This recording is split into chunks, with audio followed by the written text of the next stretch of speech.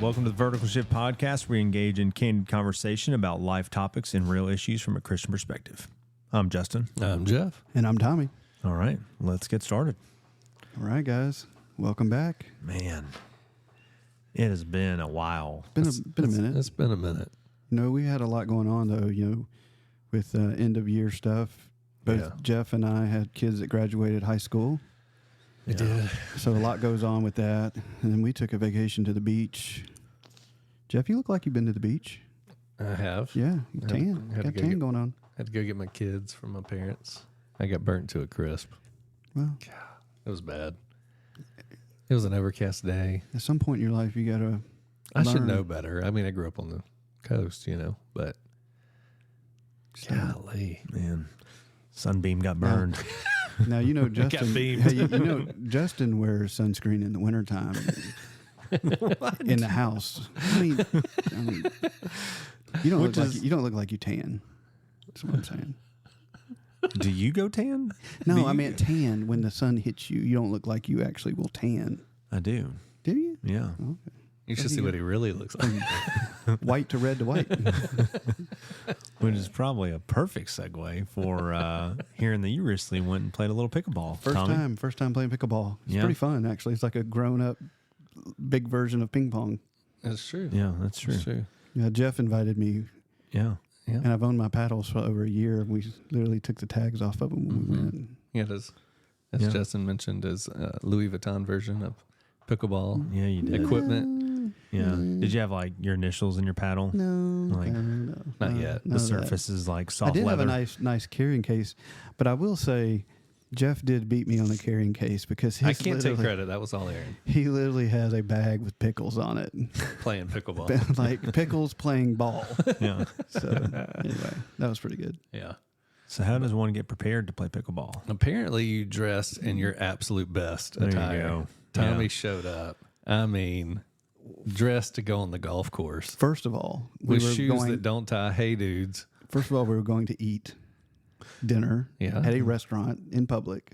Yeah. So I wore a collared shirt, but it was made for outside athletic shorts, and it was raining, so I didn't bring my tennis shoes because it was raining.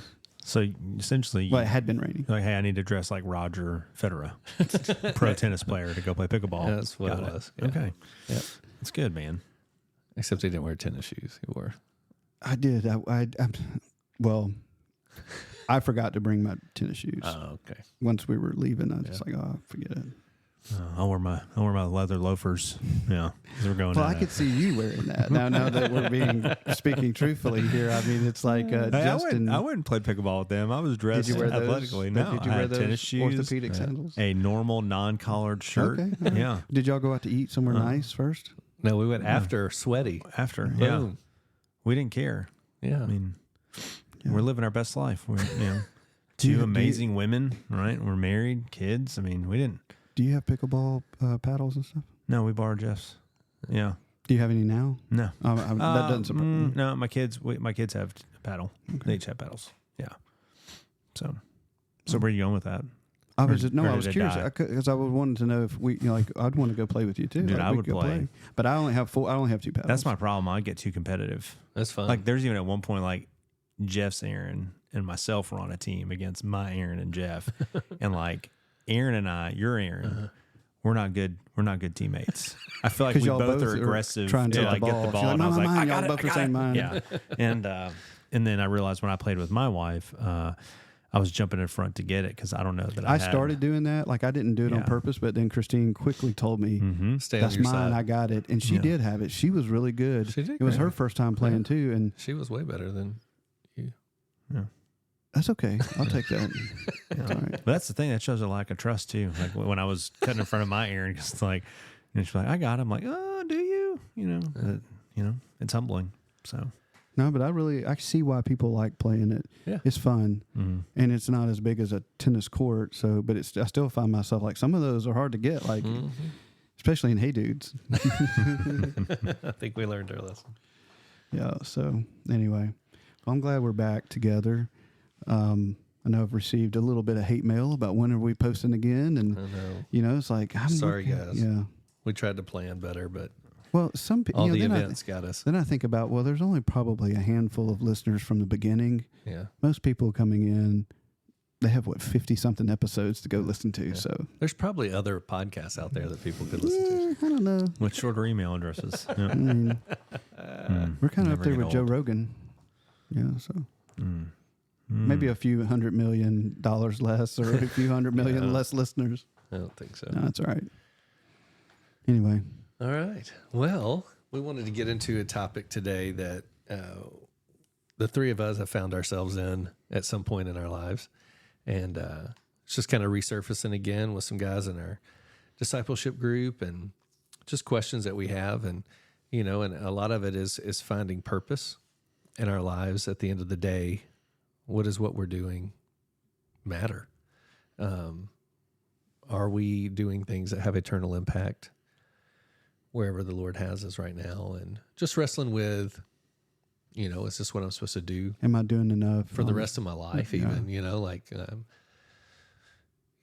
yeah. Is the Lord leading me to something else? And if so, what is it? And how do I discern what that is? And, when do I make that jump? And that's going to How do I affect know my the family. difference? Is it just my desire or the Lord's desire? Absolutely. Yeah. Is this what I want? And how do I know who to listen to? And where do I get advice? All those things. So I'm going to dive into that a little bit. And, I know I can attest to, even preparing to go into ministry feels like, oh my goodness, can I just go do ministry? You're like, I know this is important in the end to get there and all the different things, but there's some of it where you're like, okay, I'm ready to get out of the classroom and go, and it's 4 years of this and then more training and all the stuff. And so, but doing that too. I mean, I worked at UPS in the mornings. I worked at a side gig painting and all the different things. And so there's times where you look at it and you're just like, what am I really doing? Yeah. And so what about you guys? Yeah, no, I think too. One, I think early on in a believer's life, I think you wrestle with it probably more. And then hopefully as time goes on and we're doing the things that, one, we're called to do in Scripture, and then we just naturally desire more of the Lord's heart and His voice and His word. Hopefully that gets easier. Not everything's always going to be understood, but hopefully it gets easier. So, yeah, I think it's a natural thing. I think it's one that a lot of us wrestle with. So important to talk about. I definitely remember vividly having the sometimes out loud conversations with the Lord, and to your point, Justin, it was early on in my desire to want to get closer to the Lord, and sometimes I think it comes along with maybe there's an emptiness inside of me and there's a drawing of me to something, right? And we start searching out all of these ways to find fulfillment. And when those ways fall short, then I'm like, well, Lord, what is it? What is it? Should I be, if please sit down next to me and tell me, what is it that I should do? What is your will for my life? And I struggled with that for a while. And at the root of that struggle was where I was in my relationship and walk with the Lord. Mm-hmm. It wasn't a close daily, intimate relationship. It was kind of a far off distance. When I need something, I'll come to you. Mm-hmm. When I'm worried, I'll come to you. And that's just the reality of the root issue for me was I didn't know to hear His voice. I didn't know a lot of what the Scripture said. And it was sometime later when I really start going, into the Word that Matthew, I might butcher this address because I'm not looking at it, but Matthew 23, 22, 30. 37? There's a couple of verses, and they're asking, the Pharisees and those are there in the temple with Jesus, and they're asking, what is the greatest commandment? And He tells them that the greatest commandment is to love the Lord your God with all your heart, with all your soul, and all your mind, and equally love your neighbor as yourself. So if we read that, that's Jesus himself telling us what our greatest commandment is to love him with all of your heart, soul, and mind. And that means with everything that you are, every fiber and every being. It doesn't mean love him from a distance, doesn't mean to come to him when you need something. It's a 24/7 relationship.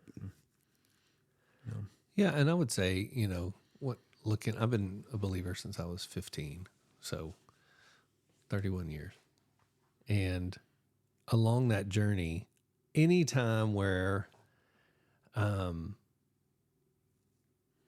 question or I feel purposeless or I'm not really fulfilled, it's all comes at a time when my relationship with the Lord is not active. It's not where it's supposed to be. It's been neglected of some form or fashion. And so that void then needs to be filled with something. And then I try to fill it. Oh, yeah. And I see that as a common thread for a lot of people. And a lot of people, especially believers, will toss the Lord told me when he didn't. To validate why they're doing what they're doing. We can convince ourselves of 100%. Anything through that lens. Yeah. I did it with physical possessions. Mm-hmm. If I get this or do this, then I can use it in the service of the Lord to help just validate what I want. It's almost like molding God into what fits my agenda. Yeah. Like, Lord, if I buy this, leather-plated pickleball paddle, I can start a community pickleball tournament, and then I can share the gospel. I'm kidding, obviously, but I mean that's where our minds go. But it's the same thing. Whether as ridiculous as that sounds, it's ridiculous in how we can convince ourselves of the things that we want, and how easily convinced we are are the things that we need. Yeah, we lie to ourselves. Yeah. Well, and even lying to ourselves, I think where we can also, if we're honest, see things unfold is that we'll start to seek out counsel. And I use that word loosely. We'll start to seek out voices, advice from other people that may or may not be following the Lord, right? Or even if they may be a believer, like my thing is always trying to understand, like, is the person that I'm getting advice, counsel from, where are they at? Are they pointing me back to Scripture and the Lord, or are they giving kind of their own advice for the situation at hand? And those are different outcomes. Yeah. So it's important to discern that. So let me pose a question. Mm-hmm. In those times in your life when you are questioning, what you're doing for a living, purpose, all the different things, what is it that you've discovered along the way, whether doing it wrong or finally figuring out how to do it right? What are those things there that now you have in place that you go to help you in those times?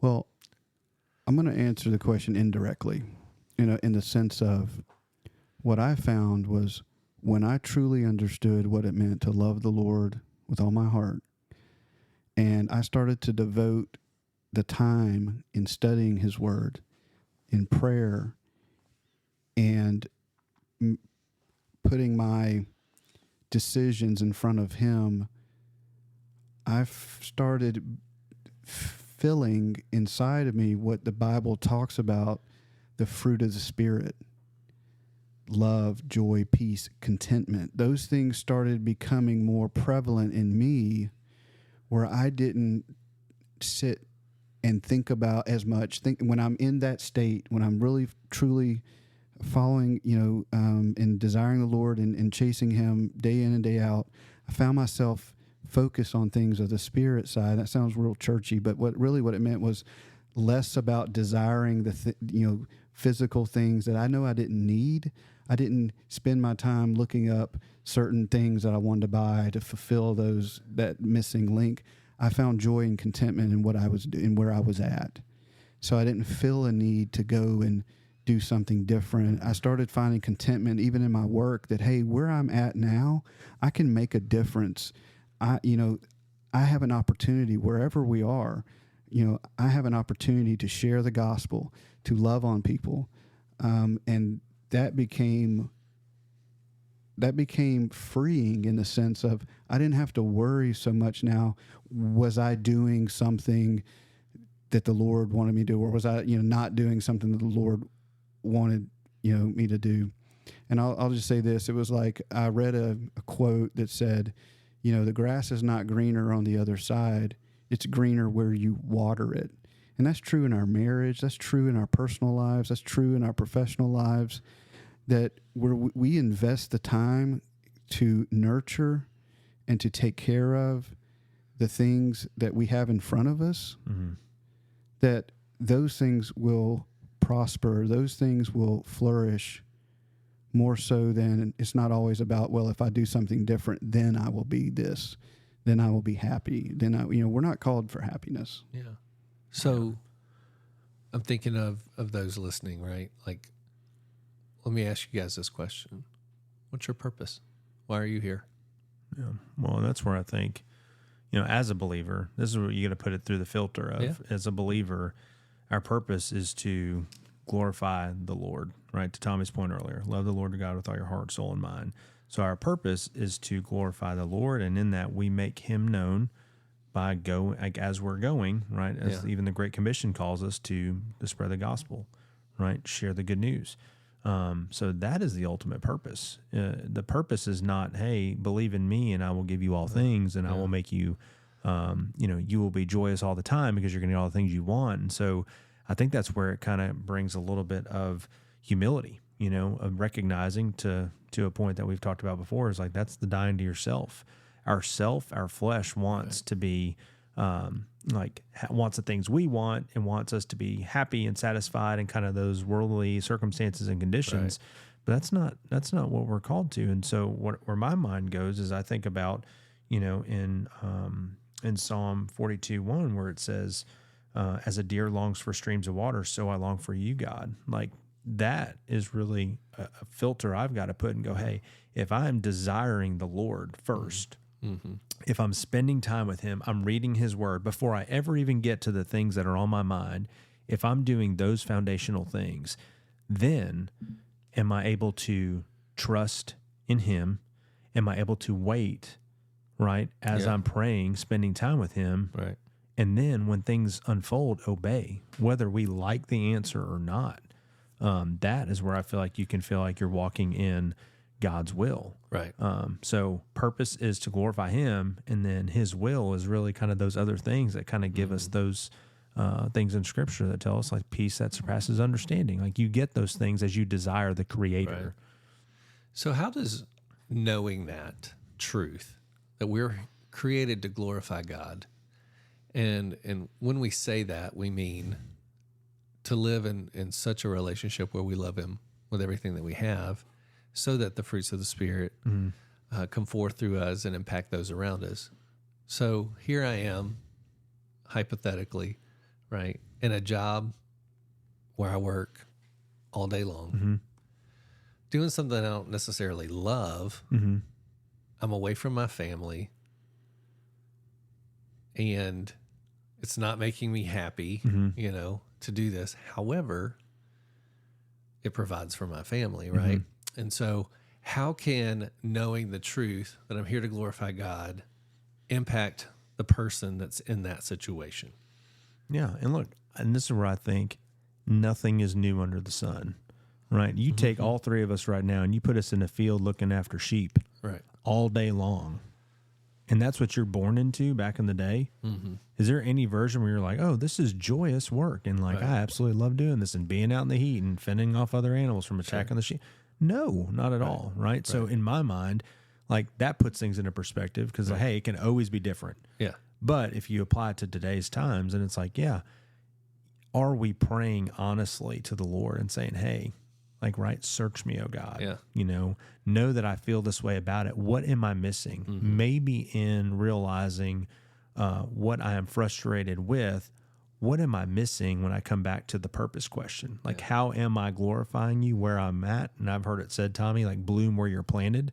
Like, am I blooming, or am I just not seeing things? Yeah. And I'll tell you another thing too, that the more that we get and conceive this idea that there's something better for us, the less we see what's in front of us, the blessings in front of us. You know, the Lord blessed me with a great job, and one that I am able to use my position to help influence others in a way that I wouldn't be able to before. And I get to talk to a lot of different people from a lot of different walks of life.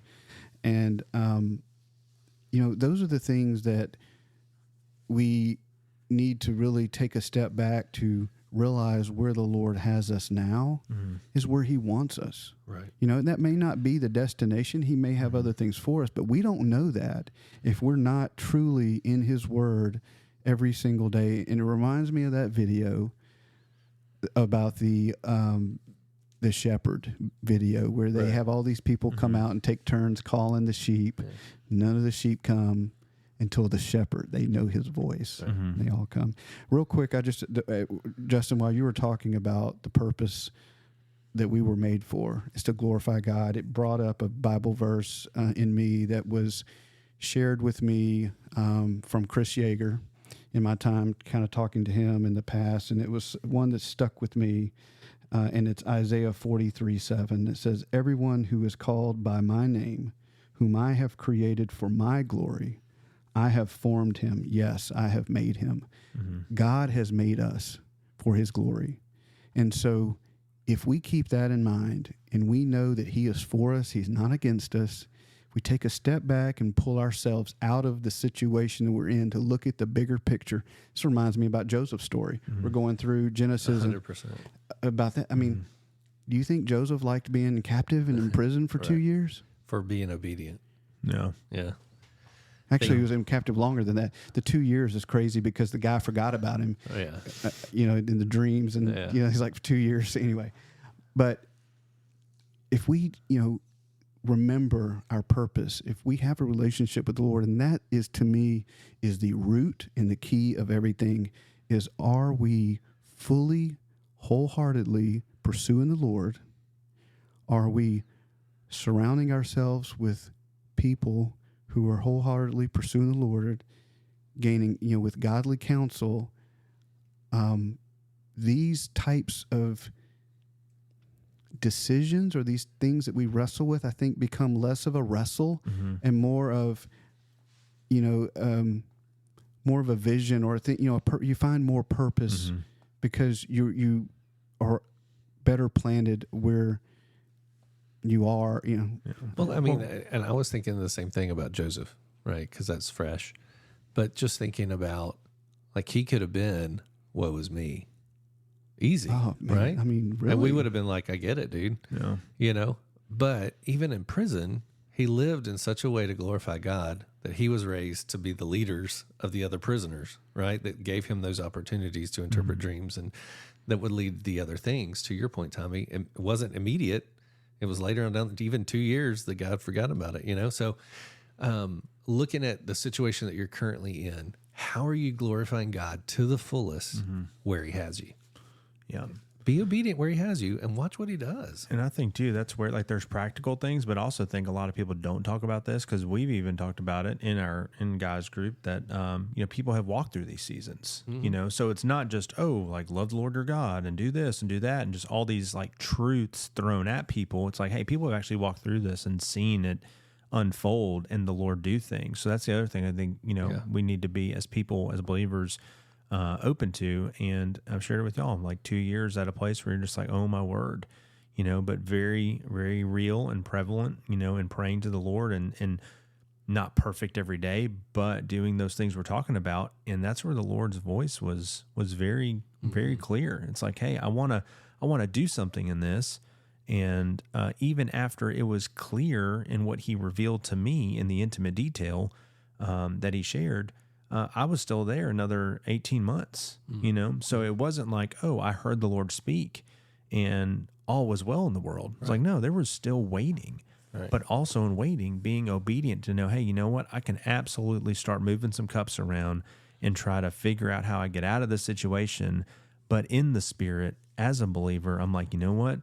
that's the flesh. And the Lord has told me to wait, and I'm going to wait, and that's what I'm going to obey. And he's so gracious and merciful to bring relief in those stressful times of our lives when we need it the most. Look, I've struggled with anxiety at different parts of my life with certain situations. I've been there. And it's fearful. It's that fight or flight feeling. It's an overreaction to something that normally we wouldn't have that reaction for, generally out of fear, right? And what I found was my roots at that time were very shallow. And, you know, I had to learn what it meant to renew my mind, what it meant to, what it means to, you know, put off the old and onto the new, those terms that people say, and you're okay, what does that mean? And, you know, I'll tell you, through our group and through you guys really helping me along the way see that. And then obviously the Holy Spirit inside me, teaching me and giving me the wisdom that I desire to have, that anxious reaction has become less and less. Right. Well, and Jeff, you've been good about this too, is like there are practical things too. Mm-hmm. You know, sometimes we make it so mysterious, Right. you know, and, you know, there's times before where you're like, hey, like make a pros and cons list and just like put stuff out there just to see, like, have you thought through everything? And then alongside fellow believers, because then you're kind of going, okay, this is stuff that I let kind of swirl around in my head that I haven't really put to paper. And you kind of make like a, hey, what's the good and what's the bad? Yeah. And then still not removing the Lord from it, being like, Lord, this is a lot of information. Like this is a list of pros and a list of cons. Like you still may not know the answer, but it's like, Lord, like what do you want to do? Yeah. And again, back to those principles, back to the basics. And sometimes when you say it out loud, you're like, ooh. Yeah. Well, yeah. I mean, look, so I did that when I, you know, said, well, you know, I really want to be a fighter pilot. What are my pros? Well, it's really cool. Yeah. I could be called Maverick. Yeah. Pro. What are my cons? I'm like mid-40s, so I can't do it. Who's my goose? Yeah. But in reality, there have been things that I think it's natural that we all have this, you know, we have these desires that come up. You know, we get in the mundane, we get doing the same thing over and over. I mean, it's natural to have these thoughts. It's not wrong to have those thoughts.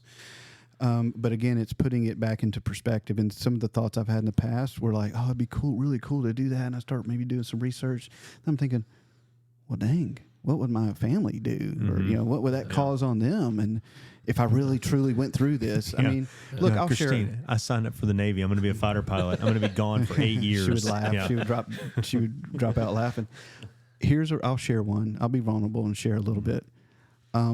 Part of my job requires looking at contracts and us, you know, putting some partnerships together. And I really found, like, it's kind of nerdy, but I like that words have meaning and they matter in the way they're put. And so I started thinking, man, if I had the credentials to really give legitimacy to what I'm doing, I should go to law school.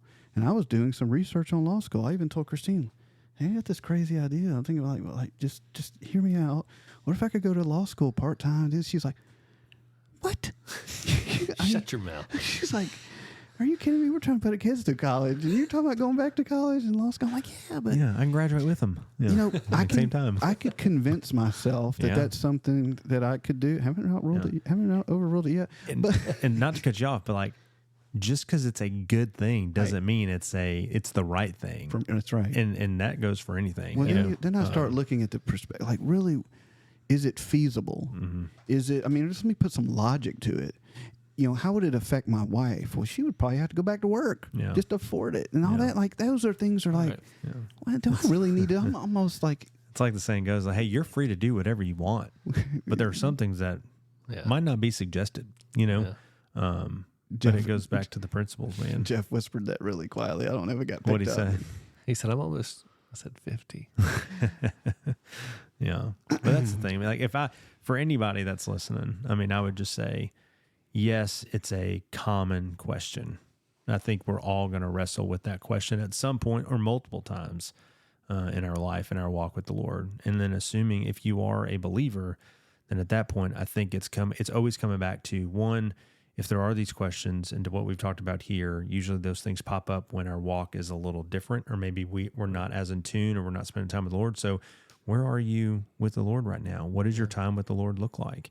And then after that, if you're spending time with the Lord, that's where I think you trust in who he is and what Scripture calls out as his attributes and his character. You wait on him speaking through his word. That's how the Lord speaks. And then you obey the answer. If it makes sense, great, obey it. If it doesn't make sense, great, obey it. And because if those other things are happening, then you can walk forward in that peace and understanding. Yeah, there's a peace there. Peace. Yeah, That's a for key sure. word. Peace. Yeah, it is. Typically, I know, Jeff, you know this because there've been some personal things of mine, that decisions I've made before seeking the wisdom, and then there's no peace, Right. after it. And then I've made the same, decision on the same scale by going through these, the checklist of things, and certainly putting it, putting prayer, that being the number one thing. And then there is peace because it was done a different way. And Yeah, absolutely. So I think the question, if you're wrestling with that, where are you at personally right now in your walk with the Lord? Are there things you need to confess and make right, relationships you need to restore, so that you can hear God's voice? And so I ask that you do that. Seek the Lord, seek counsel, and be in his word daily, and watch what he'll do as he speaks to you. Thanks for tuning in, guys.